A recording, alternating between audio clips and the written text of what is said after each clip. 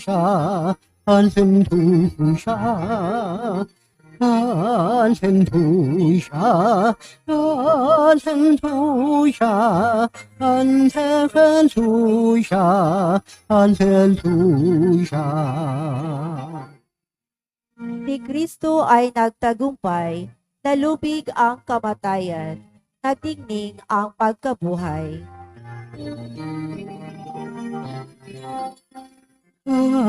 Alleluia, alleluia, alleluia,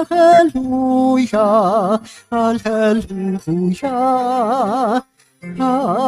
Alleluia, alleluia,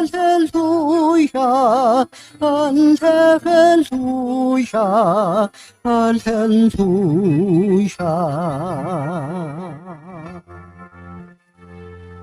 Sumainyo ang Panginoon. At sumainyo rin. Ang mabuting balita ng Panginoon ayon kay San Marcos. Papuri sa iyo, Panginoon. Noong panahong iyon, umalis si Jesus at ang kanyang mga alagad at nagpunta sa tabi ng lawa. Sinundan siya ng maraming taong buhat sa Galilea.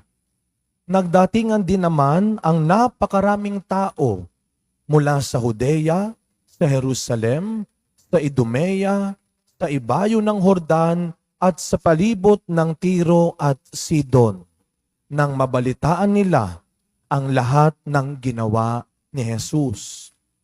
Nagpahanda si Jesus sa kanyang mga alagad ng isang bangkang magagamit niya upang hindi siya maipit ng mga taong dumaragsa. Marami na siyang pinagaling, kaya't pinagdumugan siya ng lahat ng may sakit upang mahipo man lamang nila.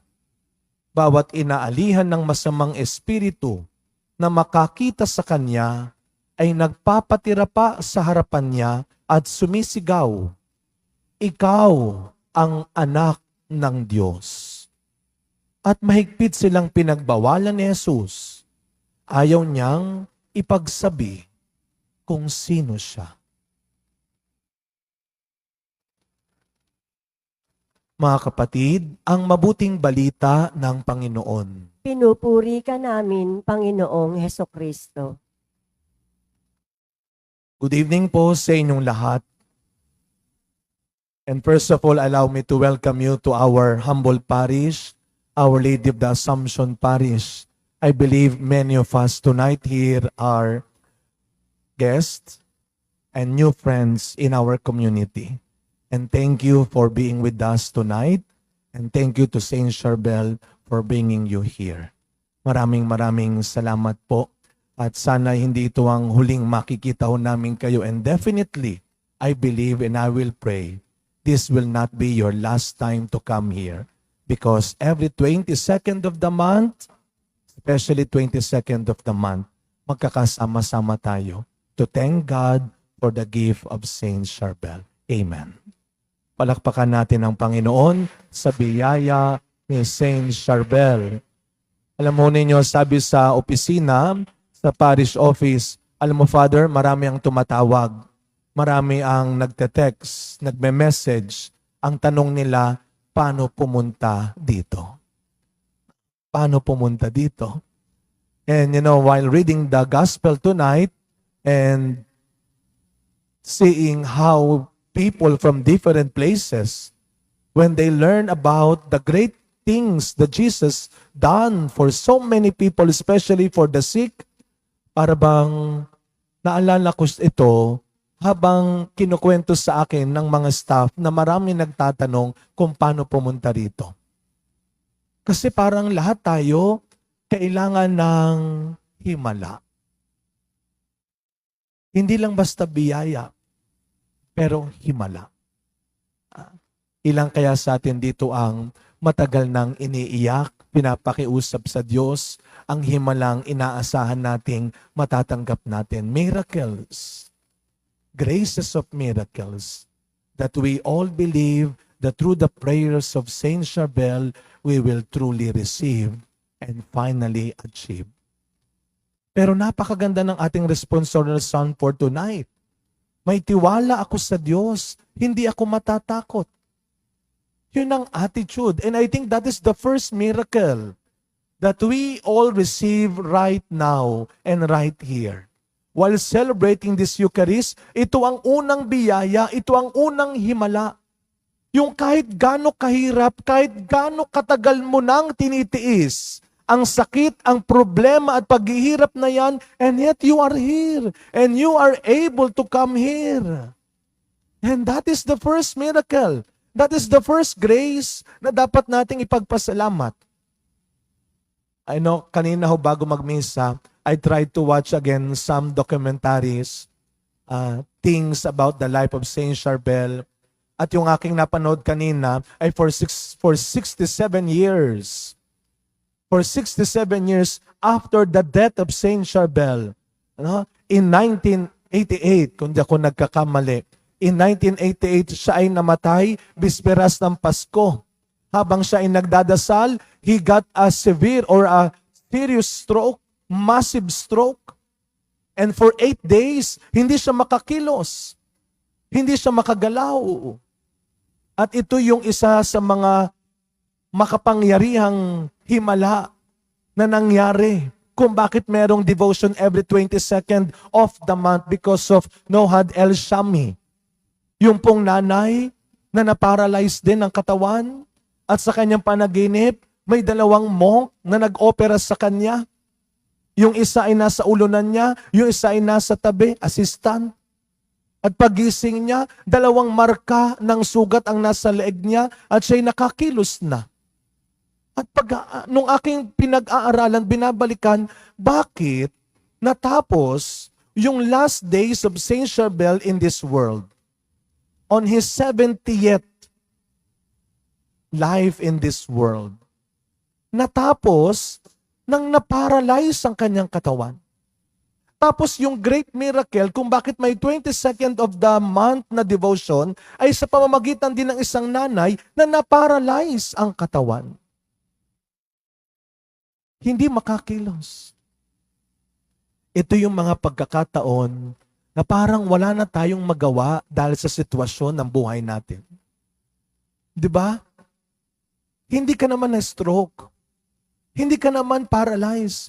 Pero bakit parang wala kang magawa sa sitwasyon ng buhay mo ngayon? Bakit parang walang magawa yung pera mo?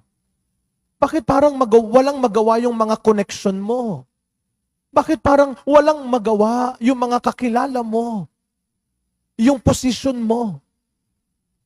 Remember, it is when we are weak that we are strong.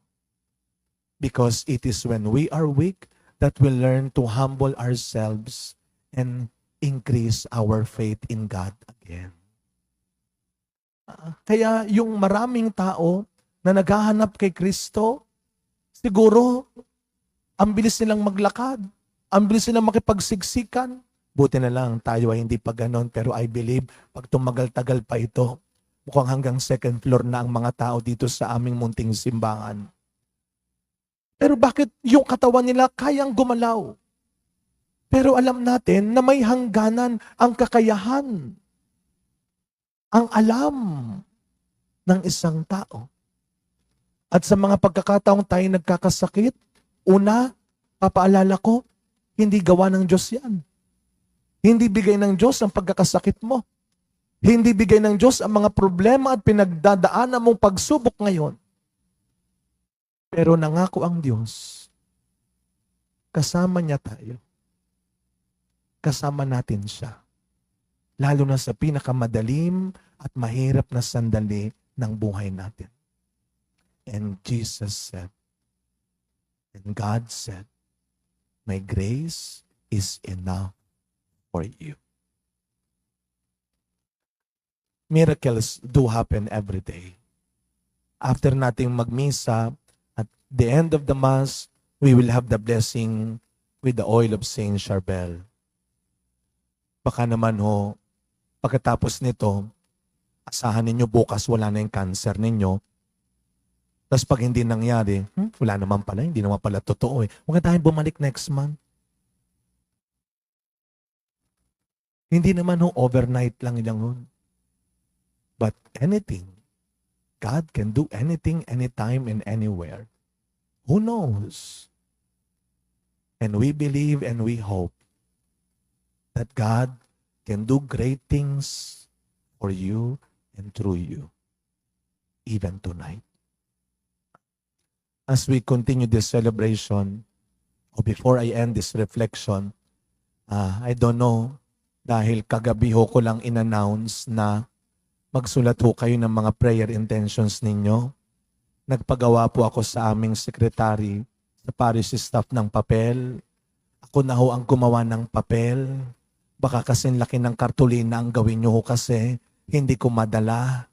Dahil lahat po ng mga papel na iyan, ipagdasal ho ninyo tonight until tomorrow. I was informed yung akin naman pong mga documents ay tinanggap na ng konsul ng Lebanon.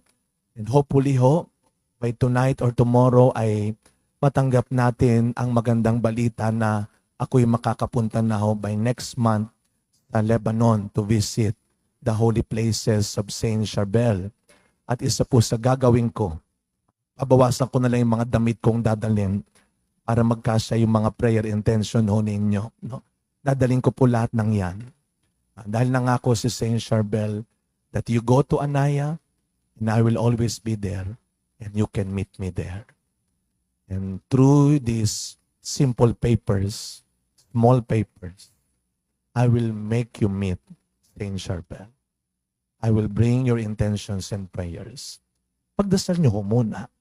Para pag next month, ako ang nagmisa ng 22, ibig sabihin, hindi natuloy. Kasi next month po, ang alis ko po, hopefully, God permits, ay February 19. So by the 22nd of the month next month, I will be there and offering your intentions. Pero mga kapatid, wag ko kayo mag-alala. Huwag niyong kakalimutan. We receive graces. We receive miracles only and always from God through the help of Saint Charbel. May God truly listen to our prayers. May God truly grant the good desires of our heart. Tandaan ang salmo, may tiwala tayo sa Diyos. Wala tayong dapat ikatakot.